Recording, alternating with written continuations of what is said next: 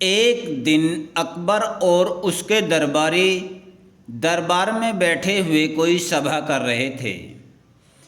तभी राजा सीलोन का दूत वहां आ पहुंचा। वह किसी विशेष काम के लिए मुग़ल दरबार में आया था। सलाम बादशाह, मैं राजा सीलोन के देश से आया हूँ। हमारी सल्तनत में आपका स्वागत है, अकबर ने कहा।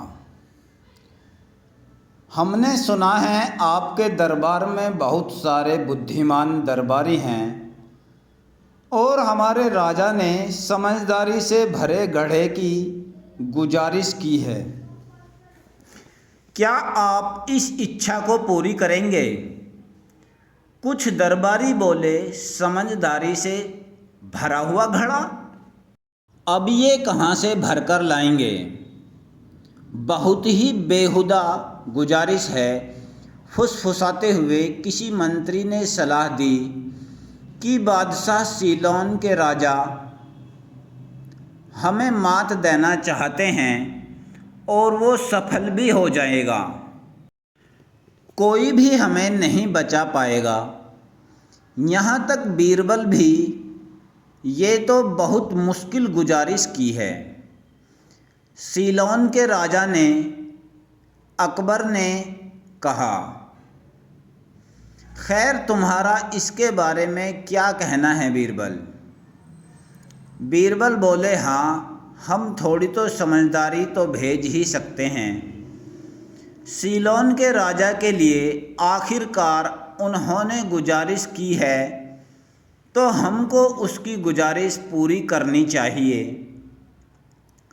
अकबर बोले, अगर तुम ऐसा कहते हो तो ठीक है, तुम जो भी करोगे ठीक ही करोगे। मुझे तुम पर पूरा यकीन है। शुक्रिया जहाँपना, मुझे घड़े को भरने के लिए कुछ हफ्तों की ज़रूरत पड़ेगी। आप जितना चाहे वक्त ले सकते हो, दूत ने कहा। अकबर ने कहा, बीरबल ज़रा ध्यान से, क्योंकि तुमने जिस चुनौती को स्वीकार की है उस पर हमारी भी इज्जत दांव पर लगी है। बीरबल ने कहा, जहाँपना, सब्र रखिए। सीलोन के राजा को समझदारी से भरा घड़ा जरूर मिलेगा। उसी शाम को बीरबल ने अपने सहायक को बुलाया। बीरबल के दिमाग में एक अजब गजब प्रकार की योजना चल रही थी।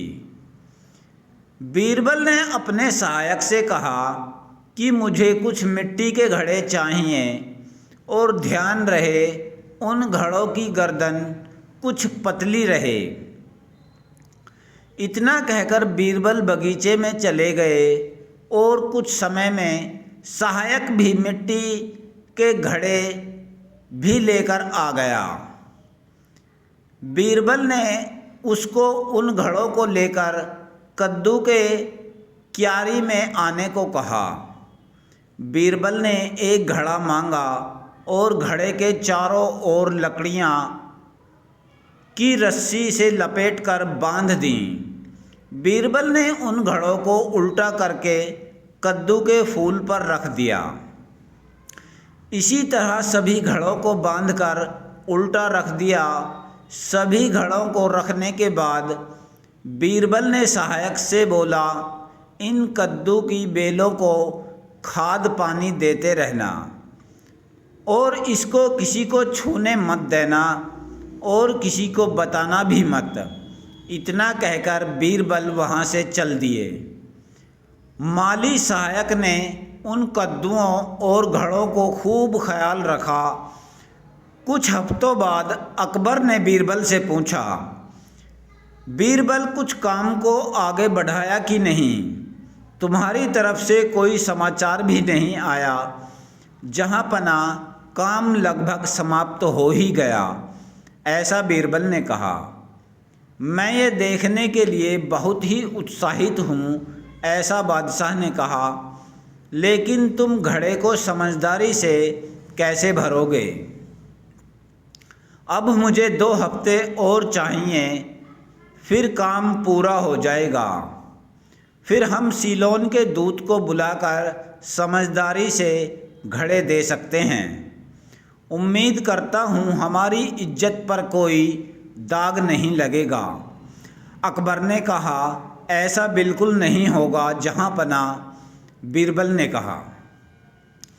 2 हफ्ते बाद सभी दरबार में इकट्ठे हुए। भीड़ में फुसफुसाहट और हंसी सुनाई दे रही थी। सभी दरबारियों की नज़र बीरबल पर थी। सभी ये सोच रहे थे कि आखिर बीरबल ने क्या किया होगा। समझदारी के घड़े को भरने के लिए कोई मंत्री बोल रहा था कि मुझे नहीं लगता कि बीरबल इस चुनौती को पूरा कर पाया होगा। मुझे भी ऐसा ही लगता है। ऐसा कर पाना किसी के लिए भी नामुमकिन है। अरे वो बीरबल है, ज़रूर उसने कोई न कोई रास्ता निकाल ही दिया होगा, बूढ़ा मंत्री बोला। सभी इस चुनौती और इसके परिणाम के बारे में बातें कर रहे थे। बीरबल और दूत दोनों दरबार में हाजिर होते हैं। समझदारी से भरे घड़े को दिखाने के लिए क्या तुम तैयार हो बीरबल? बादशाह अकबर ने कहा। जी हाँ जहाँपना, अकबर ने कहा। बीरबल ने 2 ताली बजाई। सभी दरवाजे की तरफ देखते हैं। बीरबल का सहायक घड़े को थाली में रखकर हाजिर होता है। ये लीजिए जहाँपना, आपके सामने समझदारी से भरा घड़ा हाजिर है। घड़े को ऊपर से कपड़े से ढका हुआ था ताकि कोई अंदर से देख न सके कि अंदर क्या भरा हुआ था। दरबारी चिल्लाने लगे, ऐसा कैसे हो सकता है? ऐसा हो ही नहीं सकता, ये नामुमकिन है। शांत हो जाओ, अकबर ने कहा। इस घड़े को तुम अपने राजा के पास ले जाओ, लेकिन याद रहे तुम्हें ये सारे घड़े खाली करके लौटाने होंगे, वो भी बिना कोई नुकसान पहुंचाए। और आप समझदारी के फल को बाहर निकालना चाहते हो तो उसे भी कोई खरोंच नहीं आनी चाहिए। क्या मैं इसे देख सकता हूँ? दूत ने कहा। हाँ ज़रूर, अब ये आपका ही है, बीरबल ने कहा। दूत उस घड़े के अंदर देखता है और चौंक जाता है। उसने घड़े के अंदर एक कद्दू देखा। दूत कुछ बोले उससे पहले बीरबल बोले, ऐसा हमारे पास 5 घड़े हैं। अगर तुम्हारे राजा को और समझदारी चाहिए तो हम और दे देंगे। तुम्हारे सामने कोई खड़ा हो सकता है भला? तुम लाखों में एक हो बीरबल। दूत घड़ा लेकर चला जाता है।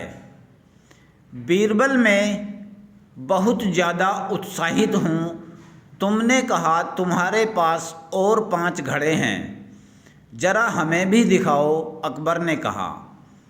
बीरबल ने दूसरा घड़ा मंगाया। सहायक दूसरा घड़ा भी ले आया। अकबर देखकर ज़ोर ज़ोर से हंसने लगा। बिल्कुल यही है समझदारी का फल। सीलोन के राजा देखकर ज़रूर समझदार बन जाएंगे। इसके बाद सभी को दरबार में उस फल को दिखाया।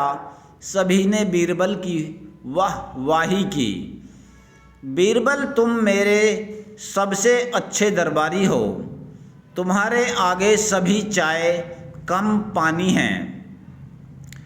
इस अकबर बीरबल के किस्से समझदारी से भरा घड़ा से हमने क्या सीखा? विपरीत परिस्थितियों में भी जो विवेक से काम लेता है, अंत में वही विजयी होता है।